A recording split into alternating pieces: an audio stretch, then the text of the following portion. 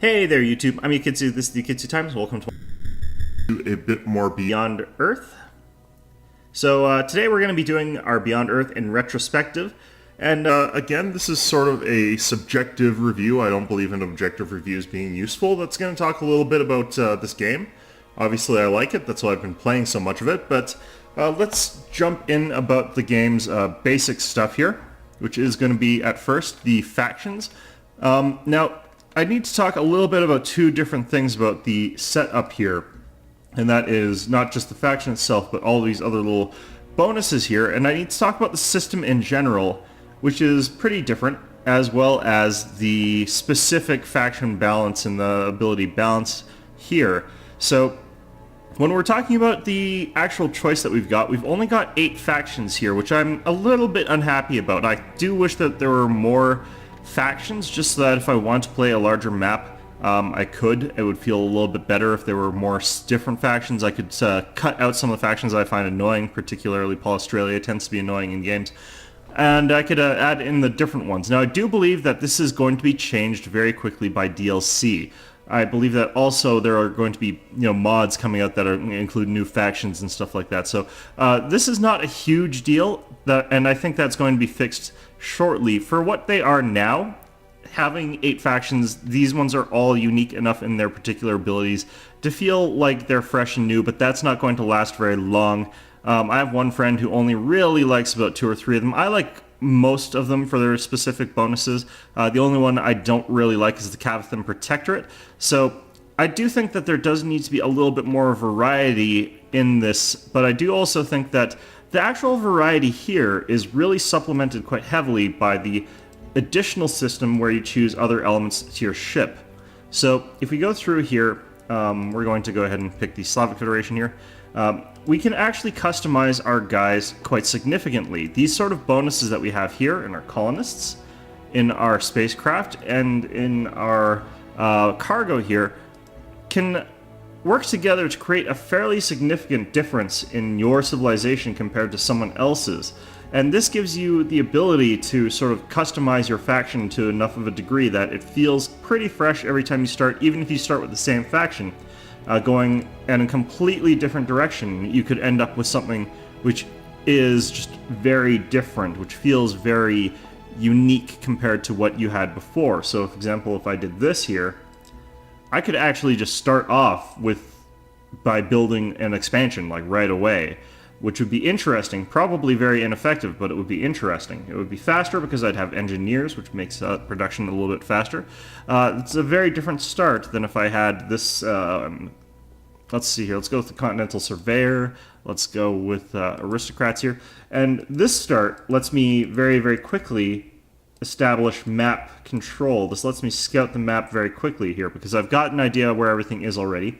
Lets me look for things based on cues on the Continental Surveyor.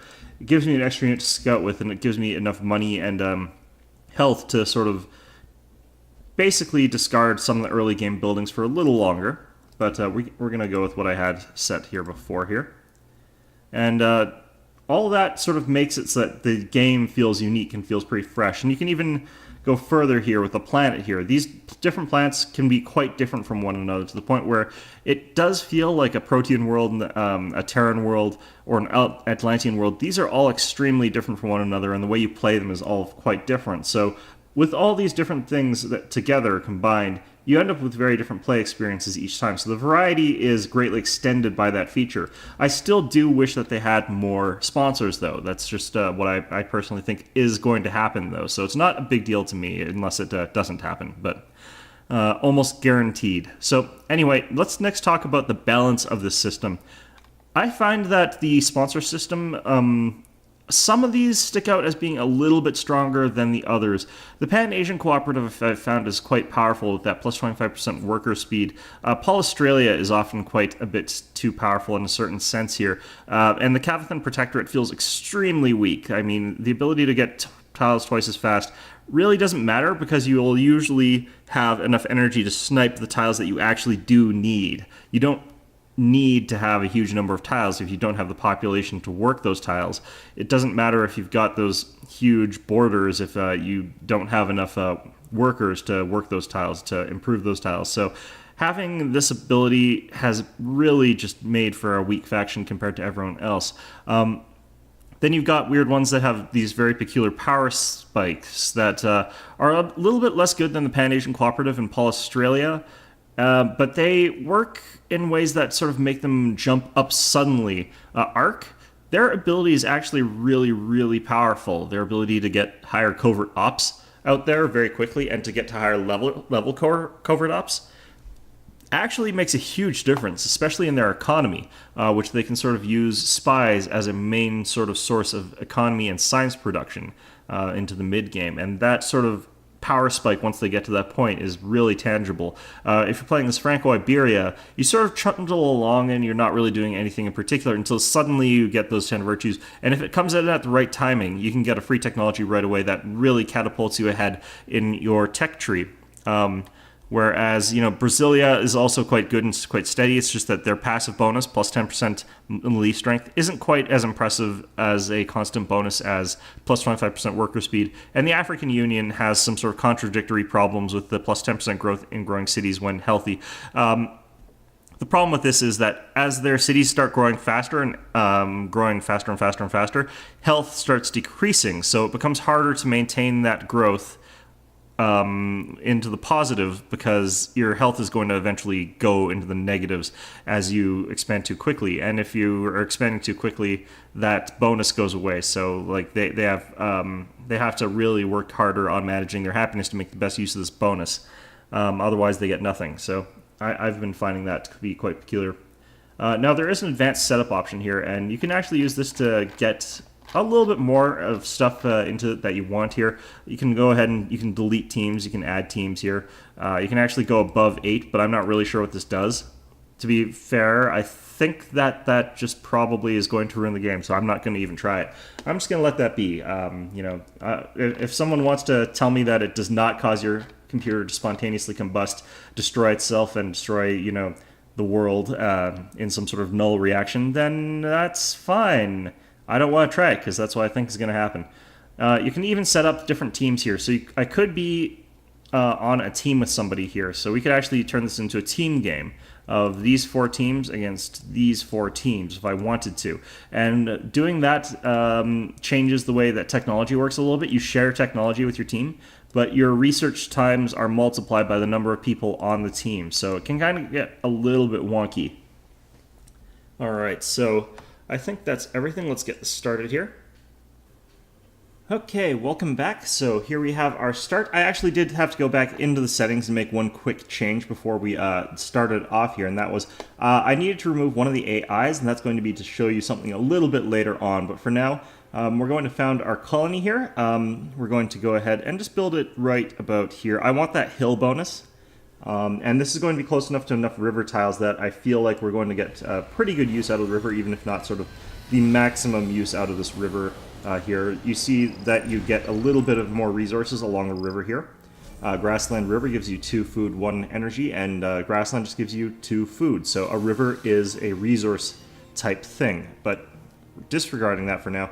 Let's continue on with our little bit of a review. So first off, let's talk about some of the visually obvious things, and that's going to be sort of the look of the game, the aesthetics, as it were.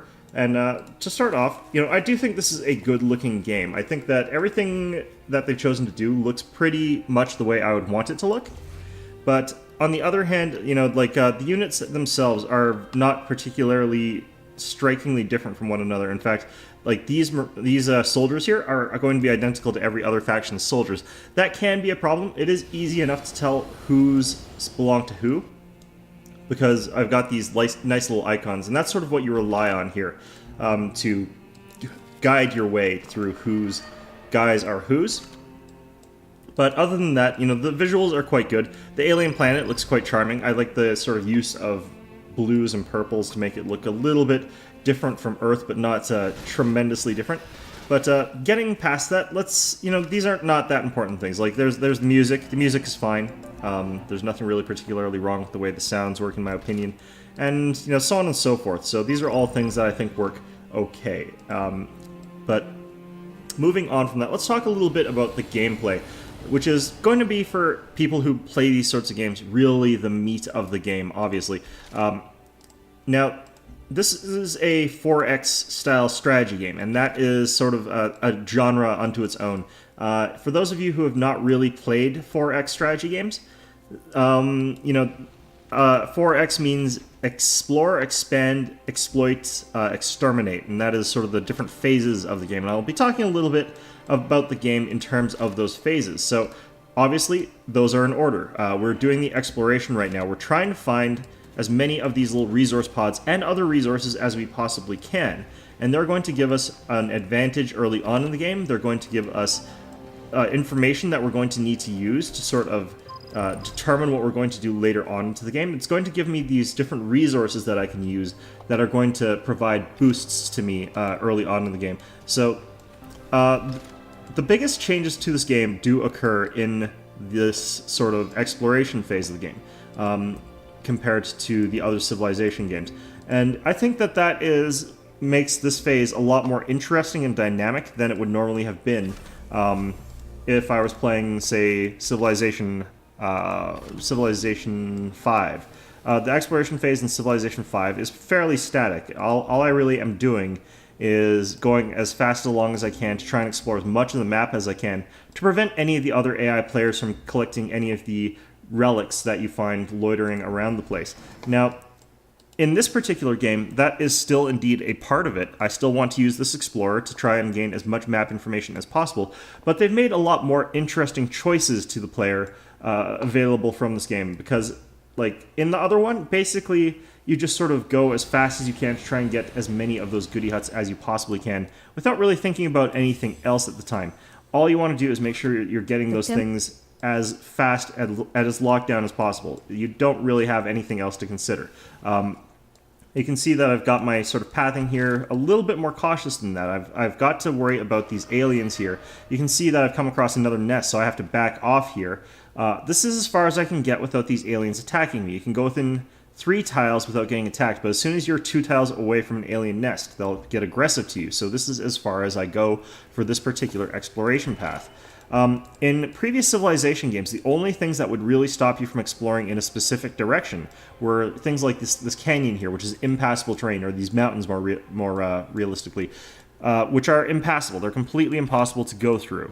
But miasma and alien nests work in a very different way than the obstacles in the exploration phase in Civilization 5. In Civilization 5, if I wanted to explore, for example, something that would have been a mountain range, I absolutely have to go back around it. I cannot find a way past the mountain. There's no way for me to muscle my way through the mountain or anything like that. All I can do is try my very best to make it around the mountain in some way or shape or form without losing too much time. That's not the case in this game. I have the option to try and skirt around these alien dens. I could try to get through here, but you can see that there's only 3 tiles between these 2 alien nests. There's no way I can sneak past them with my current abilities or units. I can't get up here because there's this mountain here, but like I could risk going within 2 tiles of the aliens. You can actually sometimes sneak a unit just along this upper edge here to get past the aliens. So that's a risk that I'm allowed to take. The other option that I have to make when I'm exploring is, how am I going to react to this miasma that's littering the field here, the area around me? How am I going to decide to deal with that? And you can see that I've skirted too close to this alien den yet again, but I'm just getting there for 1 turn. This is a soldier unit rather than a scout, so I'm able to sneak past there without too much difficulty. So once again, we're looking at this in terms of decision-making instead of what it is like in Civilization 5, which is very much just you try and get as much exploration done as possible at all costs. There's no, do I go through the miasma here? Is it safe to stand in that miasma? Do I try and wait out that alien, or do I go north here, even though I know the Capithan Protectorate has already explored that region? Is that a good choice? Am I going to want to heal up my soldier unit in base here, because it's taken some damage? If I was playing in Civilization 5, essentially what I would want to do under all circumstances, absolutely, is to have my soldiers simply push their way through the barbarian encampment, clear out those barbarians, and once I killed them all, use that for the money for that quick strap of cash and continue on with the game. And, again, here I've got that choice. Do I stand this miasma? I know if I wait one turn, I will be safe. I won't have to take any damage, but it'll slow down my exploration. I'm going to try and force my way through there a little bit faster, and this is going to sort of continue. Those choices that you make that are going to be a little bit more difficult than the choices that you make in Civilization 5 and in other 4X strategy games. I think that they've really done a very good job of making this early game exploration much more dynamic and interesting and thought-provoking compared to what you were doing in exploration phase of Civilization 5 or other similar Civilization games, or other 4X games for that matter. I think that this is by far the biggest, most revolutionary change. And this is probably sounding like the ranting of an insane psychopath who's obsessed with something. But, I mean, if you're into this sort of game, this is sort of the kind of things that you want to be looking for. This is... normally, the opening phase of a game of Civilization is very dull. It is very sort of dry and repetitive. You don't really do a lot of thinking. You just try and get as much of the map uncovered as you possibly can. And it doesn't really matter how you get it done. All it matters is, you move out your explorers, you don't get killed by the barbarians. That's all you really are thinking about. And as much as, like, for example, I wanted to go north there, I figured if I went left, I might find a path there. I didn't. But if I had, it would have saved me a little bit of damage that I would have had to take the time to heal a little bit later. So it was, again, that sort of choice that I get to make. And, the other thing that's important to talk about in this is a comparison to, and I'm going to compare it obviously to Civ 5 quite a lot, is that, I can't force my way past this alien, I don't think. I'm going to wait one turn. One of the other differences that's quite significant compared to Civilization 5 is in the way this game treats sort of the goodie huts. And you can see these resource pods. In Civilization 5, these could be very significant large bonuses. You can see what I'm getting here is a little bit of culture. One of the biggest things you can get from these is a satellite, which is quite good, but it's not anything like stellar, or, well, it is stellar, but it's not anything fantastic or magnificent. It's not a free technology. It's nothing like a free religious level or anything like that, which could have made, which did make significant differences in games of Civilization 5. If someone picked up a ancient ruin that happened to have a religion in it, they had marked advantages compared to other players. And that could end up with real consequences later down the line, especially if they found something early on, like, you get that one player maybe who, or you're playing single player and you have that one run where you found early on an early religion, and you've also found an early technology, like you found writing. You can find writing in one of those little things, and that can make your game remarkably different compared to if you were just playing and didn't find those sorts of things in those huts. If you just found, for example, maps. Maps are the worst thing to find in the game because they're so useless. Like, you get nothing pretty much out of a map. But in this one, as you can see, I got enough culture to go up a policy. It wasn't actually like I got a free policy. It was just I got a little bit of a boost to the number value of that particular resource, which is fine. It's not a huge advantage. It's not going to throw me into the lead against another player to the point where, I'm doing I'm doing enough bullshit things that they just can't keep up with me. It's not going to give me a massive leap ahead like I might otherwise get. Those come from these discoverable ruins, these aliens, for example. You'll be seeing them from these derelict settlements that I believe were down here that I left down there.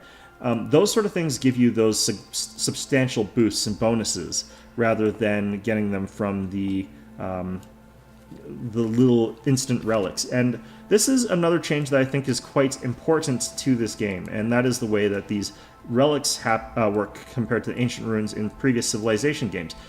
My Explorer units have, as you can see, a number of expedition modules. These are used to obviously perform expeditions in these little places. So at any given time, I can drop down an expedition module so long as I move my little guy there. I'm a little bit too close to this bug nest, I'll have to back off. But at any time I really can, I can move over there and I can start inspecting it, and I can try and get my units to check it out, see what's going on there, and to maybe do an exploration there and take the resource there. But as long as I'm doing that, I'm getting significantly less scouting done. I'm doing less actual map control. I'm seeing less of what is in the world. And this can be an advantage and it can be a disadvantage depending on what you find, what's in those resource pods, and what sort of scouting information you're missing. Maybe I'm missing out on a lot of sort of resource pods. Maybe I'm missing out on a lot of good expansion areas. Like this area is a lovely expansion area. Look at all these floodplain, desert, river tiles that are really good to settle near. If I could get a settler over there through this goddamn xenomass nest, I could have a really good settlement there. And those sort of really good choices that you have to make makes this, again, they've just added in and layered in so many sort of subtle choices to this game to make the exploration phase feel a lot more interesting and a lot more engaging than it was in previous games. I really happen to like that. I think that that is probably their best done system for this particular game. The difference compared to their other ones, which were very, I feel, sort of static, very repetitive, very predictable. And I think that can't be emphasized enough just how much this phase of the game, the exploration phase, has been improved compared to the other ones. Just in terms of gameplay, choice, the fact that I've got to make all these difficult little choices, like do I want to try and wait out this alien here, or do I want to, maybe I just want to try exploring up here a little bit since it looks safe, but now I'm a little bit cornered, so that was apparently a bad idea. So I've got another one of these near my base here, so I'll be trading with that relatively soon. Once I've got this trade colony How up. may the corporation serve you? Wants me to attack Africa. I'm not going to, because that is stupid. But again, like, we've got all of these subtle little things that we're trying to do, that we're trying to decide very early on, that while they're going to have an impact on the way this game is going to unfold, is nothing as, luck-based or random as it was in previous Civilization games, in Civilization 5, where, you could find really defining technologies just for pure luck, through pure luck in the previous games. I think that this system has really showed its sort of worth in how much more fun I'm having in this early phase of the game by contrast to later phases of other games, and I think that that is probably one of its biggest strengths. So we've got someone actually moving already into the expansion phase of this game, so we'll talk about that in our next section of this sort of pseudo-review thing. But for now, I'm going to leave you with what I've said so far to sort of hear about that, think about that maybe, and we will see you in just a short while once I've gotten to the next stage of the game. Okay, so we're a little bit further into the game again, and we're talking a little bit now about other elements of the game, further in elements of the game. Like, basically, at this point in time, we've gotten our first expansion down, so we're in that expand phase. I need to start finding more and more places to sort of build up and expand my empire, and I've built it in kind of a crazy place up here. This part of the game is all about finding the resources that you need or the resources that you want, and then taking them and getting ready to sort of build on them and sort of use that as an advantage to get into the later game.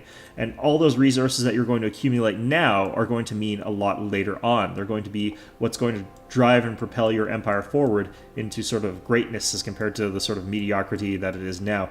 Now, there's different sort of strategies towards how you want to expand. And you can see the AI going to a very old-fashioned sort of Civ style of expansion here, and that's called infinite city spam, which was used a little bit in a derogatory kind of fashion in earlier games, where basically all you do is you build city after city after city as close as you can to one another, and then use that massive productive bonus as a huge advantage. They've tried to introduce some elements that reduce or mitigate that kind of infinite city spam, but it's still pretty prevalent in this game, and in fact it's much more prevalent in this game than it was in Civ 5. Now, the AI is cheating. The AI, in fact, is cheating quite a bit, and that because of that, the AI has advantages that I cannot match in terms of their ability to reduce many, many, many cities. And so what you're seeing here is the results of that. You've got me with barely 2 cities now, and the AI is perfectly happy to just spam out millions upon millions of cities. And there isn't a whole lot that you can do to really stop that on higher difficulties. Now, that's not really a huge problem, but I do think that is something that would have been nice if they had addressed, because as much as I don't mind the AI cheating, I do mind the AI cheating in this fashion just a little bit. It would have been far more interesting if the AI was cheating to have like those more resources in a different sort of way, I think, than the way that they're doing it currently. Now, the AI does have to cheat. Like, there is no real argument about that. If you had the AI being completely 100% forthright and honest about how they operated, the game would be far too easy, and it already is to a large extent a little bit too easy in certain respects. Basically, what's going to happen, hopefully, is that I get a spec up to a respectable colony pretty soon. I buy in a worker there, and I start working these Firaxis tiles, and what's going to happen is I'll be able to build a lot of CNDRs, which is a powerful mechanical unit for the early to mid game, and if I can get those, I'll be in a good position to sort of win the game. Win early encounters, win everything. So it's basically just that sort of notion of, the AI kind of needs those advantages to counter up the fact that I'll probably be able to outmaneuver it in an actual engagement in war or working towards victory conditions. So it needs to sort of make amends for those sort of shortcomings that it has and that it's going to continue to have as the game goes on. So I'm going to refuse this because I don't want to pay her money anymore, so I'm going to go back. Now, the reason that I had to pay that for the initial one is I needed to get past Syra to get my colony up here. Now that I've got that colony up there, I don't have to worry about paying her anymore. Her price was exorbitant. Usually you just want to have an even flat trade. You want to be saying, okay, I will give you open borders, you will give me open borders, we'll both be cool. And that is pretty much how that goes. That's pretty much how that's supposed to go, but the AI is just a bit of a dick. So that's not how it goes with them. They're like, we want to roll where you're paying. So see, this is how it's supposed to go. The more likely it is that they think that you're trying to get past their borders, that you've got units that are sort of standing at the border there, the more likely they are to try and have you pay more to get past their borders. So there is definitely a little bit of intelligence going on behind the AI's choice there. And I can appreciate that, actually, to be honest. I think that is a good thing that they're able to be like, well, you're trying to do it. You really want to get that unit past there? You're going to have to pay me more. I think that is a good element to the game. So I think that there's nothing wrong with that particular thing. But it is a little bit frustrating that once you're done with that deal, they want to do it again. It is sensible that they're like, hey, that deal we had last time was pretty good for both of us. Do you want to do it again? And then you're just like, no, AI, that was a good deal because I needed to get that done for that short time period. Now that's over, it's over. Never doing it again. And they won't go for the one that's fair after that. So, it's kind of like the AI is a bit petty, I'm going to say, is how that is. They're a little bit petulant, and they have grudges over fairly stupid things, but they're the same sort of grudges that players have. It's like, oh, you built a city near my city, you fucking asshole, that sort of stuff. So, I can't really blame the AI for doing what they do in that regard. Okay, this is actually enough petroleum that might be an interesting city to settle beside, so I'm definitely going to consider it. And I'm just going to explore around with this little explorer here. I might automate him. Doesn't really matter what he's up to or what he's doing. So one of the things you'll notice is that my health has essentially dropped to 0. I have basically no health.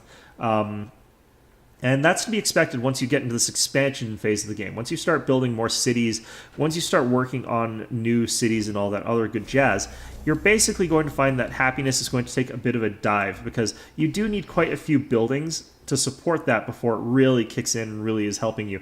Right now, what I'm going to start doing is building a couple rangers, and they're going to go and sack Farbase 1. Now, Farbase 1 does not have a ranged attack, so all of these sort of stations here, they're purely melee. Fresh specimens, okay. And because of that, it's possible to actually take them out quite easily if you've got a couple gunners, which is an interesting thing to do. I'm going to go ahead and start being aggressive to these aliens here just a little bit. And the reason I'm doing this is I've got a specific quest here that's asking me to be aggressive to the aliens. So if I go ahead and do that, what's going to happen is the aliens are going to counterattack me. And hopefully what's going to happen is I'll be able to collect 10 specimens, kill 10 aliens, and we'll be able to use that to complete that particular quest. I can't remember what we get for it, though. He wants me to fight France. France is way the hell somewhere else. I can't really I can't even get troops to them, so that's not really a relevant request. Going to reject it offhand because I can't do anything about that. But for the next, 7 turns, I'm going to just be building troops over there. So that is basically what we're going to be doing. So Yeah, looks like we're getting a little bit underway on fresh specimens. So hopefully we'll end up getting some good stuff going here. I'm in miasma here, but it's not too big a deal. If I step over here with these guys, I should be in a good position. But ultimately what I want to be doing is replenishing my units while they sort of get pounded by aliens here. That might destroy that unit, actually. Let's, yeah, that actually destroyed that unit. Good. Okay, so how many more have we got here? We're at 3 out of 10, so it is quite a lot that we have to kill. But, you know, that's fine. This worker is going to be useless for a little while here. The reason is that crap roast. I've improved kind of all of the tiles that are there, and there's not a whole lot I can do to increase the number of tiles available for improvement at this time. So what I'm going to do is just let crab roast grow a little bit more, and I'm going to let it stick on the tiles that it already has. And frankly, potential gains from them, partly because that ectogenesis pod, like, look at all that food. So what we're going to probably run into is use of specialists. So that is also going to have an impact on that health there. And as I continue on thinking about things like health and things like resources, and things like these sort of more mid-game quests, like fighting the aliens, which is quite a difficult quest, I'm going to want to start thinking about, you know, expanding more and more of the bases, where I'm going to want more bases, where I'm going to want more troops and all of that other good stuff. Because that is going to become increasingly important as I sort of move further and further into the game here. And that's sort of where this game is almost identical to every other 4X game. Like, the expansions, the way it happens is pretty much the same. What I really do like about the way they've done expansions is that they've got these outposts that start off like this sort of insignificant thing here. And if I really wanted to, I could go and sack Javid right now. And that would be potentially a very good idea. But I don't always want to be at war with these guys. So, like, it's a cost-benefit thing, and for them, like, as well, it adds counterplay, basically, is what the important thing about this. They've got the city here, they're developing it, they're like, oh, well, we're going to build a city here, and I've got the ability to react. I've got the ability to say, no, you're not building a city there. Whereas in previous Civ games, they drop down the settler, boom, they've got a city there. It's, you know, they could instantly start buying improvements to make it so that they've got it defended, and it's going to be kind of like that. It's not going to be a case of like, oh, well, they might just, you know, maybe it's okay. No, it's going to be they've got forces there, and it's going to be awful, and it's going to be difficult to actually counter that new settlement that they've got there. It's basically they've instantaneously got defenses where they need it. Oops, I'm staying in miasma. So this ability to sort of counter the AI when it's decided to develop, or another player when they've decided to develop or throw down a new city, is a pretty positive feature in my opinion. I do like the fact that they have added that. And I think it makes, for, again, more choices. It makes the game more about sort of picking and choosing what happens, as opposed to, oh, darn, they've got the city there, there's nothing I can do about it. Now there is something you can do about it. And there's a question of to whether or not you want to react to that, whether you want to do anything about that. So I think that that is ultimately something that they've done that is quite good. So that's, for the most part, our look at all of the sort of expansion stuff and why I think it's sort of different and why I think it's good. I've sort of rambled on about a lot of other things that I've sort of been doing here, but that's fine. Anyway, let's wait till we've gone into the exploit phase, and that's going to be mostly about how we deal with resources.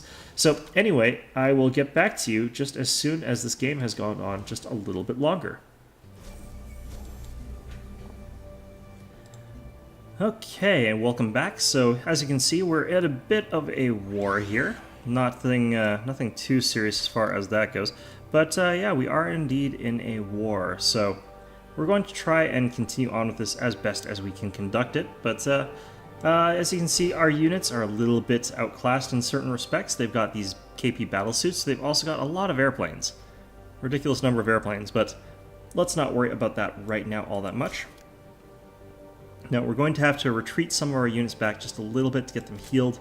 We can move this unit up here, though, to sort of get him in position. I'm going to move this boat back since he's not really able to do anything, and I can sort of move him back in range in the event that he gets a good target. These guys, however, ranged units can't really do anything from where they were, so I'm going to move them back. I'm going to move this one onto the miasma. That's going to be fine if he's willing to sit there and do nothing for a couple turns.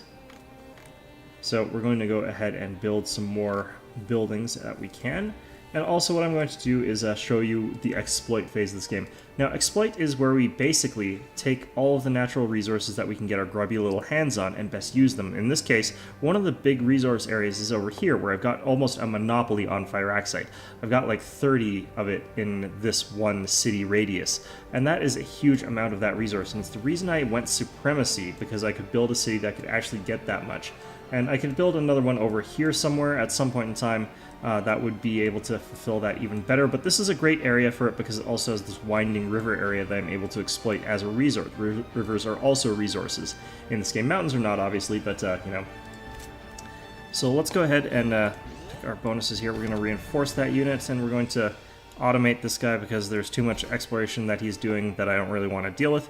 And we're just going to get ready for this engagement here. Now, when you're preparing for a war in this game, basically the gist of it is you need to get those resources really flowing for you, and then you need to use them to sort of build these units. In this particular case, Firaxite is used to build my specialty unit, the CNDR, just like Titanium is used to build these KP battlesuits, and these are significant improvements over the basic troops that you have access to. You can see that I've got 24 combat performance on these Disciples compared to 38 on a CNDR.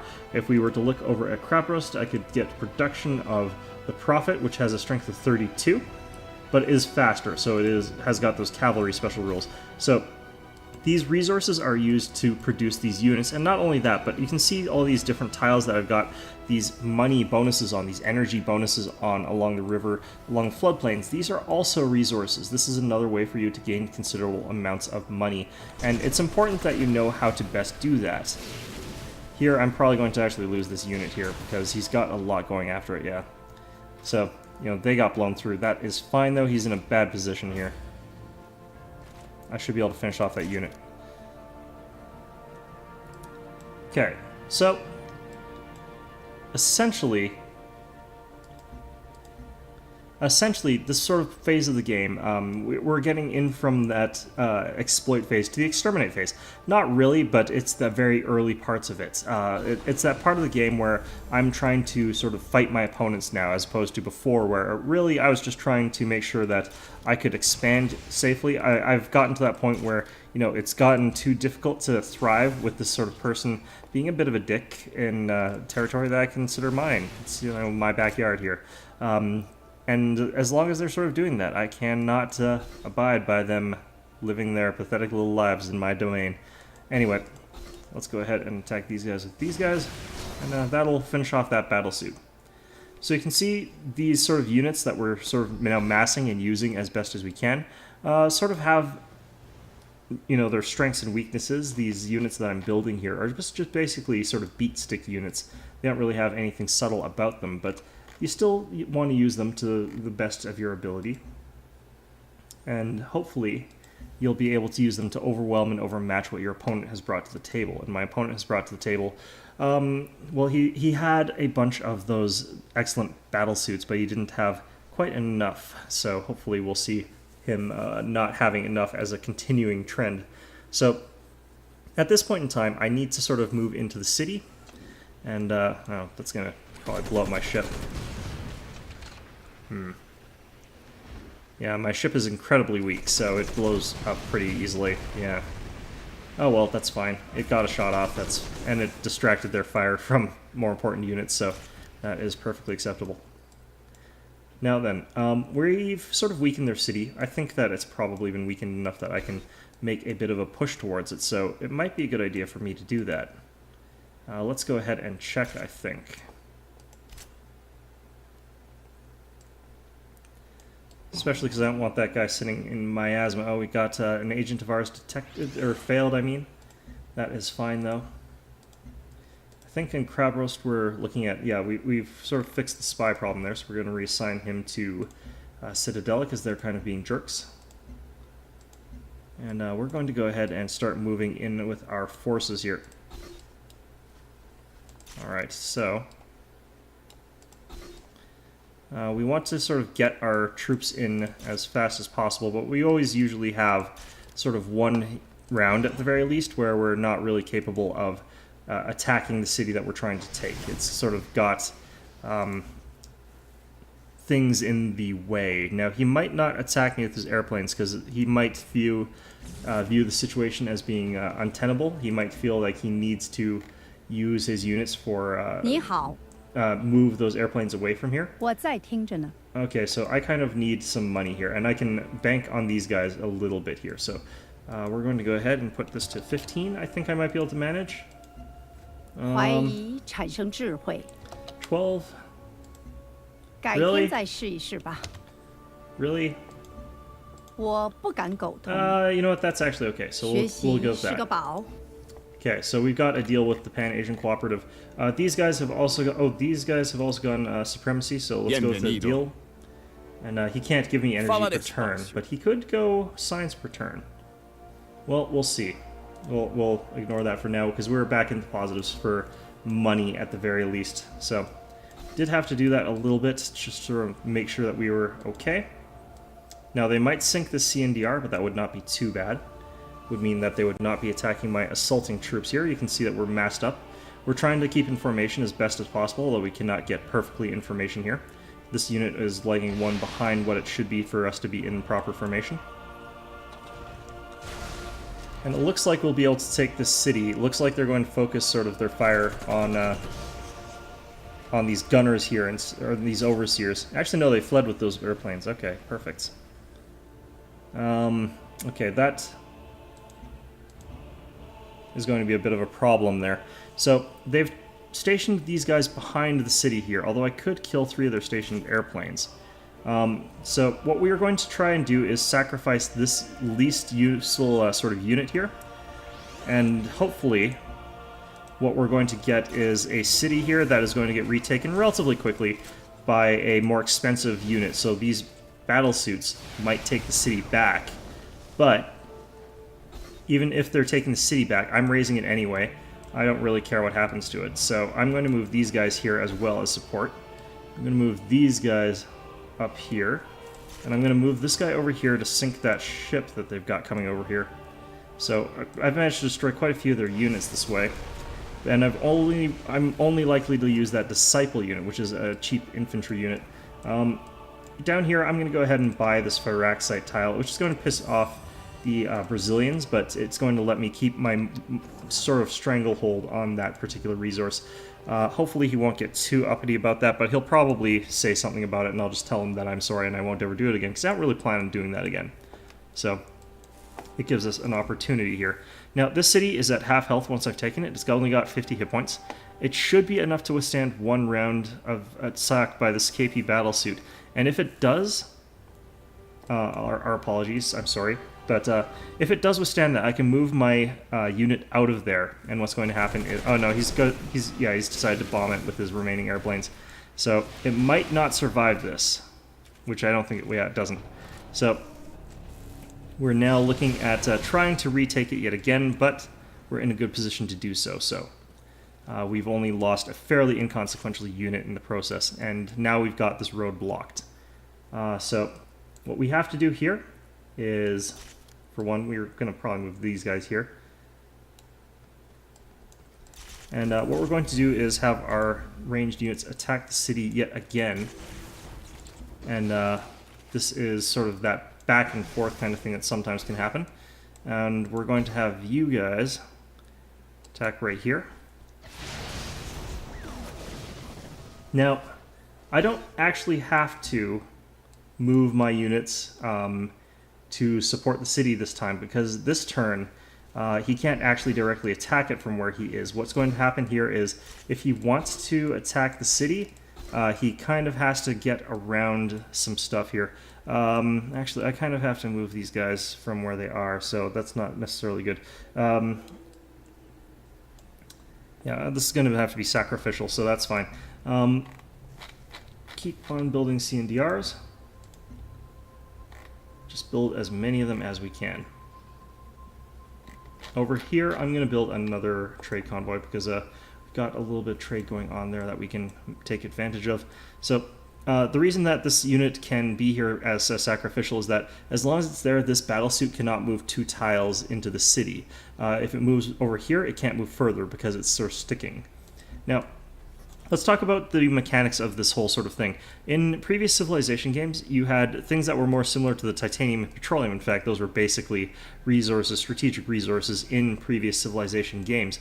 And, they were fairly important. But in this particular game, what you've got are these very affinity-specific resources, which I think is an interesting way of doing things. It means that you have to play it differently depending on where you started. And there's both good and bad elements to this, and I think that sort of reconciling how you feel about that is going to be quite important. So, do you want to go very affinity heavy? Do you want to have that sort of baggage attached to what you're doing? Or do you want to sort of have a more versatile approach to the resources that you're trying to pick here? Those are both sort of very valid questions that you need to ask yourself about about the sort of gameplay that you're going to be doing. And I don't think that there is a necessarily better way of doing it or a worse way. I think that, having it be very specific, you want to have these specific resources for your specific strategy, and having the sort of resources that are around you dictate your strategy is a pretty good way of going about this. I think that that certainly was not a poor choice. Now, actually executing that, you never know. Like, I think that there is definitely something to say of having your strategy and your sort of mindset of how you're going to go into the game be set from the start is definitely something that some people would prefer. And I think that depending on what you prefer, this could be a good or a bad way of doing the game. So it really is up to you whether you prefer having the ability to decide for yourself. Immediately, I want to be playing as Purity. I want to be playing as Harmony. I want to be playing as Supremacy. If you wanted to be able to pick that right off the bat, this is not really that sort of game. Although, of course, you can contrive it so that you start with pretty much no Firaxite and you decide to go Supremacy anyway, as you can see. That is definitely a possibility. But other than those sort of fringe cases, typically what you see is what you end up taking. Alright, so let's go ahead and continue with our movements here. So if we move this CNDR up there, we should be in a good position with it. Continue support fire from our gunners here. Now the AI could be a little bit smarter in this particular phase, but I haven't found it too distressing, the quality of the AI under these circumstances. And like they could definitely have made the AI a little bit smarter. That is definitely not a question. But whether or not the AI's cheats have made it so that it's at least entertaining to go up against it, I think that they've done a decent enough job of that at the very least. I think that they've basically made it so it's hard to say that you're not having a fun, challenging time when you're playing on the harder difficulties, which I recommend if you happen to be like me and just sort of feel that that is a fun way to play the game. Alright, so you can see that because our AI opponent here has gotten so many sort of units around here, they're fairly high quality, they're fairly good ones. We're in a bit of a sticky situation, trying to sort of grind down his forces as best we can, but we do our best. Fortunately, the AI is a bit stupid, so he does constantly keep bombarding the city to try and reduce its hit points so that he can try and retake it, but that's not going to happen. All it's going to do is free up my units to keep recovering health. While they sort of reconsolidate their forces, it looks like. Perfect. Okay, so what we need to do under these circumstances is pretty much retreat back a little bit here. And let's go ahead and retreat back like that, I think, so that all our units can sort of heal. Except you can start moving up there. Okay, so we've managed to get ourselves our first city, and we're burning it to the ground. We don't really want to keep Harsha. It's not a very good city, and it's not a very good place, so burning it down is something I'm perfectly willing to do, given the circumstances. It could have been okay if it would have been on the coast, maybe. We've plundered some trade convoys by being in the way, that's fine. As you can see, though, they're going to continue trying to bombard our city just over and over again. It's a little bit moronic. Now, another thing to note about this sort of timing of this is that at this point in the game, something that's going to be quite common is going to be this sort of low health. Our units are at fairly low health here. And that's a little bit more typical at this phase of the game than it is at other phases of the game. It's just a fact that you're going to wind up with a lot more Cognition. cities. You're going to end up with conquered cities that are providing a lot of unhappiness and unrest. So you need to make sure that you're sort of compensating for that as the game goes on. Otherwise, you're going to find yourself in a little bit of trouble. And we're going to continue building all of these sort of higher tech units here. Let's just... Oh wow, minor defeat. Like I said, KP battlesuits are a little bit tougher than my own guys, but let's go ahead and blast away anyway. We won't lose too badly there. And what we need to do is probably build some needle jets. And again, because of positioning, we're healing a lot of damage from these guys, so... Venga. you know what, that is fine by me. Always a good idea to suck up to other Supremacy players when you're playing Supremacy. Same with Purity, same with Harmony. You always suck up to the players who have the same affinity as you. And you can suck up to someone who's like hardcore in the other direction. That way you've got some people who are a little bit friendlier that would otherwise be enemies. Now, here you can see my opponent basically trying to sort of fall back his units, heal them up. Same sort of strategy that I'm doing. It's something that they're relatively capable of doing. But, I wish I had a gunner near there. Okay, let's, we'll move a gunner here just in case I get a good shot, but we'll see. If they're embarked, I can basically one-shot his units. Okay, let's go over here. Let's cut down these forests for now. And we've also got some more trade. That is very good. And Gongren is a good idea, so we'll send it to there. And work on an observatory, I think. Good. Quite a long time before that finishes. These guys are building another colony somewhere, probably down here. I would have built there myself, but I don't really feel like I want to build anything there right now. I've got enough cities to worry about, and frankly enough low health. And let's look at what the health does. It's minus 10% science in cities, minus 10% culture in cities. This isn't actually a big deal. Okay? The happiness in previous Civ games could have much more profound influence on a game, so they had, because of that much larger influence on it, you typically saw people obsess a little bit harder about it. The people still worry about health in this game to make sure that their empire stays healthy as much as is possible. Oh shit, oh well, whatever.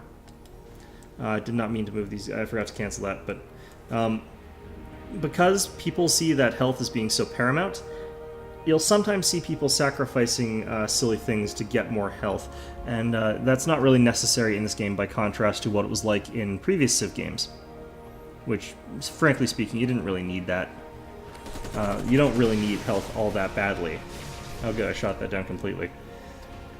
I think that they're throwing jets at me without letting them heal properly, so that has been to my benefit here. And let's see if he disembarks that one. No, he doesn't. In all odds, I will not be able to see it, though, so we'll move one over here anyway.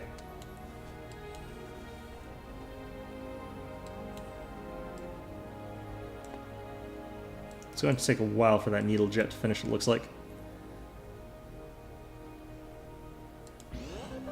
Alright, so you... Yeah, it doesn't... I don't see anything over there. And we can just rest up with those CNDRs to let them get back up to full health. Okay, so, you know, we could minor victory this guy and probably kill it. But I could also just sort of let my units heal up. We might as well. I mean, we're not doing anything else, so we'll just heal up with that unit as well. And over here, we can start moving these guys back up here. Okay, so we got updates in our quest log. That is fine. But as you can see, though, like this is sort of the phase of the game that feels very, very similar to other Civ games. Even these unique units, such as the CNDRs and these battlesuits, are just basic melee units that you typically see. You know, you see them all the time in Civilization-style games. So this hasn't really changed or evolved all that much. It's interesting, and the aesthetic of the new units is really quite good. And you can see these battlesuits look pretty awesome looking, frankly. And the CNDRs, I like the look of them as well. They've got these weird arm cannons. They're giant robots. What's not to like about that? But all that sort of combined, though, just is sort of gloss. It's sort of the look. It doesn't actually change the core content of the game, really. And that could be a good thing or could be a bad thing. It depends sort of on what you're looking for when you bought this game. And for me, I didn't really want combat to be overly different. I didn't care if it was extremely new or innovative for the series, because combat is sort of one of those things that happens and it's kind of interesting, but it isn't the main crux of what you want to be doing in this game. It's not sort of the core meat of this game, which I think that is fine. I don't think that it has to be the big reason that you're playing a game like this. So the exploit and exterminate phases of this game are sort of very similar to those in other games in this genre. It's not really anything groundbreaking. It isn't anything revolutionary or new that is going to sort of change the way we think about civilization. It's just another sort of Civ game. It's not really supposed to be anything more than that, I don't think, in that regard. That is why, after all, it is called Civilization Beyond Earth and not Alpha Centauri 2 or something like that. It's supposed to be a civilization game. It's supposed to feel like a civilization game, I think. And they've definitely succeeded in doing that. And if you want to play Civilization with a space sort of look to it, that is definitely what is going on here in this part of the game. I mean, the units feel sort of like they're playing as though they were like swordsmen or whatever in another, if it were a different game. If it were, say, Civilization 5, they would be the same as those medieval knights. These battle suits in particular are more like that than others, but they don't have as much of a feeling that they're a unique unit working in a different way. The combat bonuses and the different way that you advance units through this supremacy, purity, harmony system is interesting, but there's nothing to it really that makes the system itself stand out as being like, oh yeah, this is extremely different from previous iterations of Civ. I think that is definitely something that, if you were looking for a very different game, you're not going to find that here, which, you know, could be, again, good, could be bad. It depends really on what you're sort of looking for. And if, you know, you should know by now approximately whether or not this sounds like the sort of game that you would like. So anyway, that is just about everything that I want to talk about here. So as I hope that you found this video informative. Of course, you know, there's a lot more to think about when you're talking about a game like this, that it takes a long time to get into it long enough to review it properly, and I'm not sure that I really have. I've talked about the things that I think are different about it and the different sort of elements of the game, for those of you who don't really know the genre all that well, but for those of you who do know the genre, I'm pretty sure you know whether or not, from looking at the game, whether this would be the sort of game for you, whether, you know, what's going on here is either different or the same enough for you to be really excited about it or really happy about it. For me, this is enough of the same things that I was really looking for, that I really want to look for in a Civ game, that I'm pretty happy with the way things have turned out. I could not really have asked for more, but if you were looking for something that was revolutionary, that was something very different from the Civilization formula, this isn't really what you're going to want to get. This is very much a Civilization game, and it wears that very proudly. It does not try to shy away from that particular fact. So it's been a lot of fun so far. I hope that you found this video enjoyable, and of course, as always, I hope to see you all next time.